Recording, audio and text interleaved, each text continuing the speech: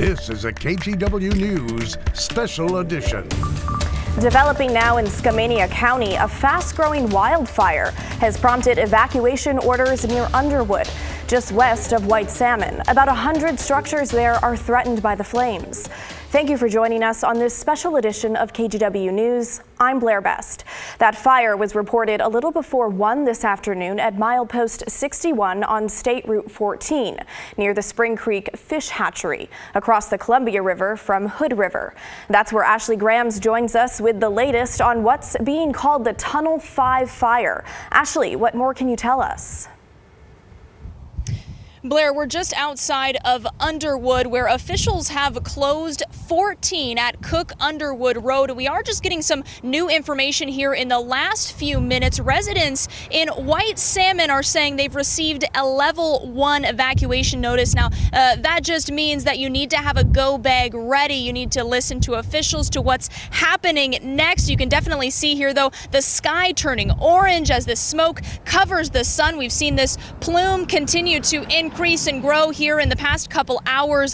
But as for this area, level 3 evacuations are in place for 14 at Cook and Underwood Road and in a 2-mile radius of the fire. We do know the Tunnel 5 fire started after 11:30 this morning, and multiple local agencies are responding, including Skamania County Fire, Klickitat County Fire, and White Salmon Fire. Many people we talked with today concerned about high wind and how the fire might grow tonight. The wind, it certainly makes you a little more nervous, and then fingers crossed and pray. These guys are out there doing all they can to knock it down, so our prayers have been there. The Deputy State Fire Marshal says this fire is mostly burning in timber and brush. Some homes are affected and more are threatened as this fire grows. Now, we know the state is bringing in resources to help support local firefighters here who've been working since just after 11:30 this morning. And I should add that we've seen lots of aircraft here. We know that they're using water drops and fire retardant, doing everything to keep this fire at bay. And we're also learning that they are shutting off power in some of these areas, and we're working to learn more information. Of course, we'll continue to keep you updated here on air and online. Blair. All right, Ashley, thank you. Stay safe out there. We're also following a wildfire that forced some level 3 evacuations along the Oregon coast in Lincoln County. That evacuation order has now been lifted. This fire is burning near Governor Patterson State Park, just south of Waldport, in an area with a number of homes and vacation cottages. All lanes of Highway 101 are still closed. We'll keep tracking this and bring you more information here and online as soon as it's available. Well, let's bring in meteorologist Joe Ranieri. And Joe, what are the conditions that these fire crews are facing? It's going to be tough over the next couple of days and really the next week or so as we continue to see the winds pick up over the next couple of days. Along with the wind, it's going to be dry and hot. As we look at the current conditions here locally, you can see through parts of northeast Portland, wind speeds are up to about 17 miles an hour. Near the Columbia River Gorge, you're looking at gusts anywhere from about 10 to 15 miles an hour. So relatively light amount of wind speeds right now up and down the Oregon coastline and throughout the valley, but these winds will be picking up periodically throughout the next couple of days. So it might not be windy all day, but heading into the later part of the afternoon, especially when the heat starts to pick up and peak, we'll be looking at gusts anywhere from 25 to maybe 30 miles an hour along parts of the beaches near Newport tomorrow afternoon. Here locally in the metro area, gusts will be anywhere from 20 to 25 miles an hour, and it's going to be staying windy basically tonight and into the middle part of the week as well. Currently, we're looking at temperatures in the mid to the upper 80s. This is going to be relatively calm conditions, if you will, compared to what we're going to be seeing over the next couple of days. Because of that heat that's on the way, that really starts to kick in tomorrow and especially Tuesday and Wednesday, we will be under a heat advisory throughout much of the metro area and really up and down the I-5 corridor down into southern Oregon to Tuesday morning all the way into Wednesday night. So temperatures quickly climb this week. Highs are going to be starting out right around 90 degrees for your Monday. Record heat possible for both Tuesday and Wednesday on the 4th of July. And this is what it looks like over the next few days. High tomorrow, right around 90, 95 on Tuesday. Don't be surprised if both Tuesday and Wednesday, Blair, we're looking at temperatures in the mid to the upper 90s with a few locations getting very close to 100 degrees. All right, Joe, thanks so much. And as he mentioned, some serious heat is on the way to Portland and the Pacific Northwest. People are encouraged to stay hydrated and out of the sun. And as Thomas Schultz shows us, this heat can be dangerous if people aren't prepared. Yeah, it can. And as of now, Multnomah County does not plan to open cooling centers and shelters this week. But that could change as county officials continue to monitor the weather. Meanwhile, the Joint Office of Homeless Services distributed water and gear to people living on the streets. And doctors say everyone is susceptible to extreme heat. I see young, healthy people who are sick from heat all the time in urgent care. Over the next few days, the National Weather Service says temperatures could near 100 degrees in the Willamette Valley.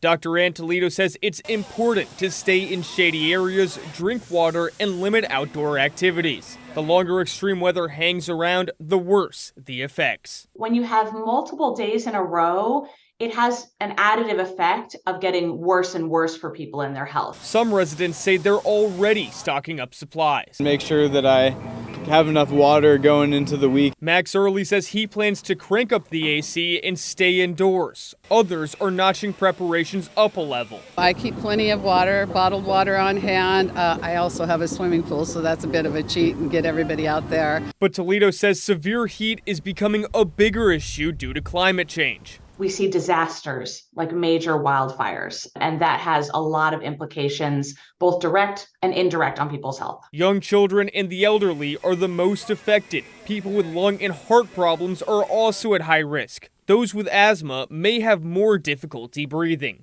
What you do see are a lot of dehydrated people, a lot of heat exhaustion and heat stroke. Toledo says if you're outside, make sure to wear a hat and lightweight long sleeves to protect your skin from the sun. If you don't have an air conditioner, she says you should try to visit someone close to you with cooling in their home. Blair?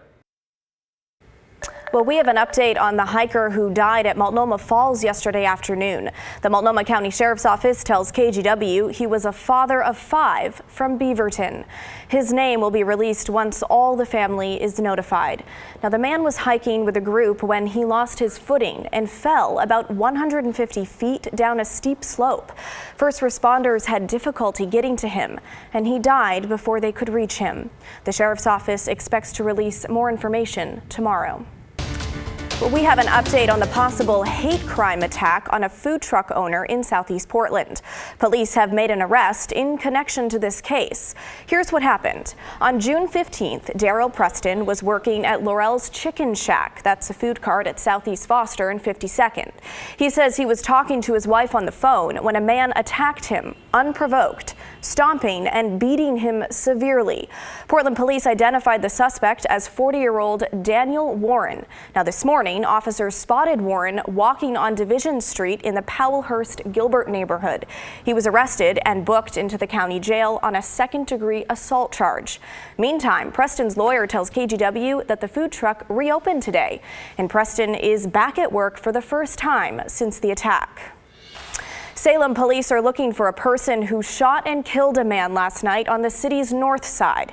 Around 7 p.m., officers responded to a shooting at 17th Street and Silverton Road Northeast. That's near the Oregon State Fairgrounds. That's where they found 34-year-old Stephen Michael Hill, who was shot. And despite efforts to save his life, he died at the scene. There's no description of the suspect or suspects. Call Salem Police if you have any information. Well, here in Portland, a man was stabbed to death early this morning outside a bar in the Buckman neighborhood. Portland police say it happened just before 2 this morning on Southeast 12th Avenue in front of the High Dive bar. By the time officers arrived, the victim had died from his injuries. Police have not released his name, and so far there is no information about any suspects and no arrests have been made. A 27-year-old man is behind bars after Portland police say he charged at an officer in his car while driving under the influence. It happened in Northwest Portland just after 6 last night. An officer was on his way to a welfare check when another car, driven by Adolfo Beltran Mejia Jr., sped toward him and slammed on the brakes. He kept doing it until more police showed up. Then he took off. Now, officers eventually stopped his car with spike strips at Nato Parkway and Cooch Street. He was then arrested and is now facing several charges, including felony attempted assault on a police officer. A paraglider crashed into the Willamette River yesterday. The passenger died and the pilot was taken to the hospital. The 2 men on board were both from Eugene. Now, it happened on south of Corvallis around 7 a.m. Saturday. The 2 took off from Irish Bend Park near Monroe and followed the river. Now, on their way back, they crashed into the water. The passenger who died was 51 years old and was still underwater when first responders got to him. The pilot, who's 56, was rescued by a pair of fishermen and taken to the hospital.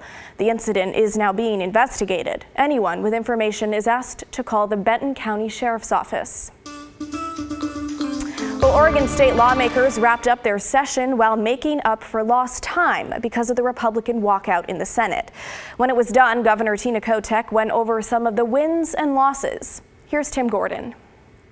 The longest walkout ever in the history of the Oregon legislature. It made for fast, challenging times when Senate Republicans agreed to come back to work.